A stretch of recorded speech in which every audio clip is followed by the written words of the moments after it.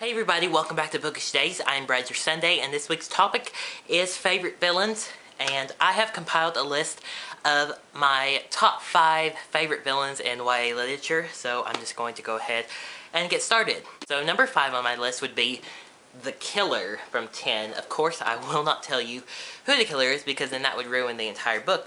But just the killer is really scary. Like, all of the deaths and the way that they happen, it's really kind of terrifying. And I read this book in one night, so of course, I was up to like 2 in the morning finishing it. It was really kind of scary. But this was really great, and the killer was excellent. Number 4.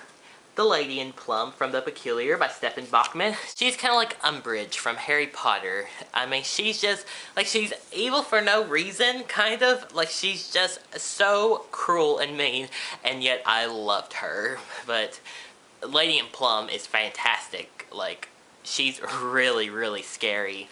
And Stephen Bachman did a great job at making her really scary like that. Number 3, this is actually kind of 2 people, but more just one. I chose Elder and Orion from Across the Universe, but mainly Orion, because Orion is insane. And, well, really, both him and Elder are really crazy. It is really scary, kind of what happens on the ship, because you're trapped on a ship in space. You have nowhere else to go.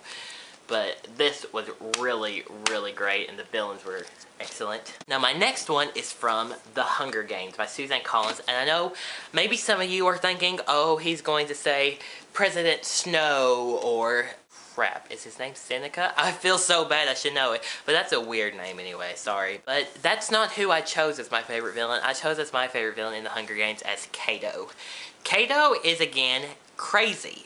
I mean, he's just so insane with all these killings, and he's, like, the end scene with Cato. Everyone who's read the book, which is probably the majority of the world, and saw the movie, knows how insane Cato can be. And my absolute favorite villain of all time, like, I always look forward to this person's chapters in the book, will have to be Queen Lavanna from Cinder and Scarlet.